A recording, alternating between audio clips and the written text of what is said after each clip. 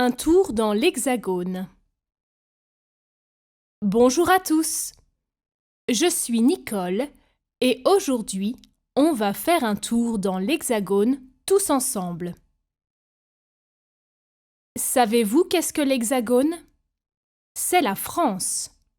On l'appelle comme ça parce qu'elle a la forme d'un hexagone régulier, un peu comme l'Italie, surnommée Stivale, parce qu'elle ressemble à une botte. Eh bien, comme un hexagone, la France aussi a 6 côtés. 3 côtés maritimes et 3 côtés terrestres. Les côtés maritimes sont la Manche au nord, l'océan Atlantique à l'ouest et la mer Méditerranée au sud.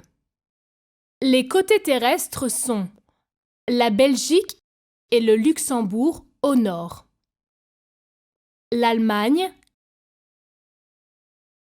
la Suisse et l'Italie à l'est,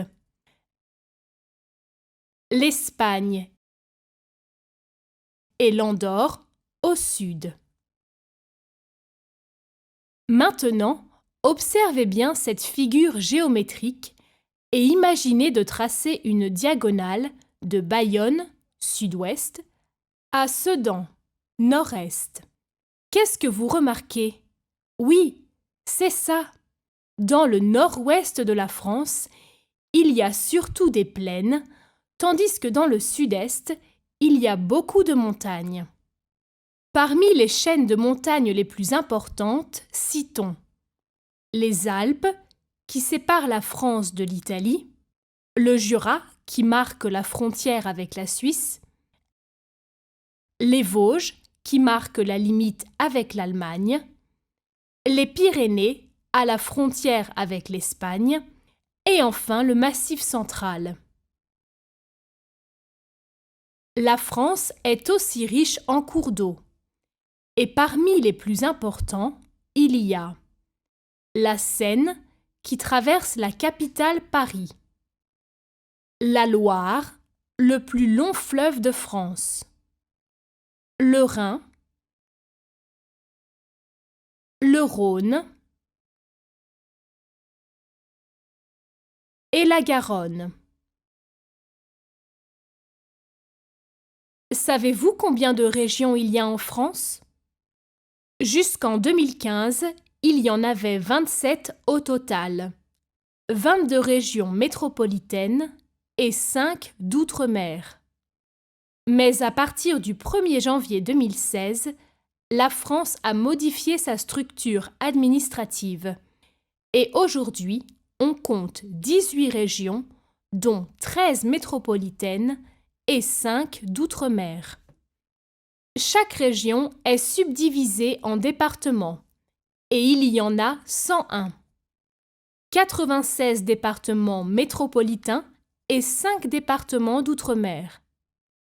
Chaque département a un numéro et ce numéro se trouve sur le code postal et sur les plaques des voitures. Chaque département a son chef-lieu. Les départements sont subdivisés en communes, la plus petite unité administrative. En France, il y a plus de 34 000 communes administrées par un maire. Enfin, avant de vous quitter, je vous dis quelque chose à propos de la France politique.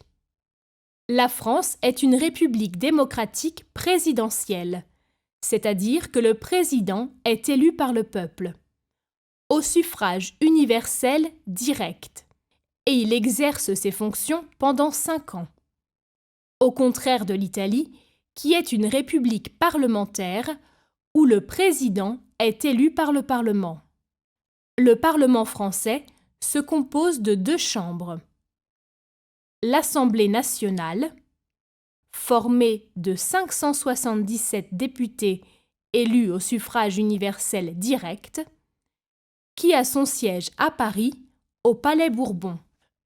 Le Sénat, formé de 348 sénateurs élu au suffrage indirect par un collège électoral et qui siège à Paris au Palais du Luxembourg. Les deux chambres détiennent le pouvoir législatif, c'est-à-dire qu'elles votent les lois et en cas de désaccord, c'est l'Assemblée nationale qui décide. Le pouvoir exécutif, qui consiste à faire appliquer les lois, est exercé par le président et le gouvernement, tandis que le pouvoir judiciaire, qui consiste à rendre la justice, est exercé par les tribunaux. En France, le président nomme le Premier ministre et, sur proposition de celui-ci, tous les autres ministres. Préside le Conseil des ministres. Préside le Conseil supérieur de la magistrature. Promulgue les lois. Peut dissoudre l'Assemblée nationale. Prononce l'état d'urgence en cas de situation grave. Pour aujourd'hui, c'est tout. J'espère que je ne vous ai pas trop ennuyé. À bientôt!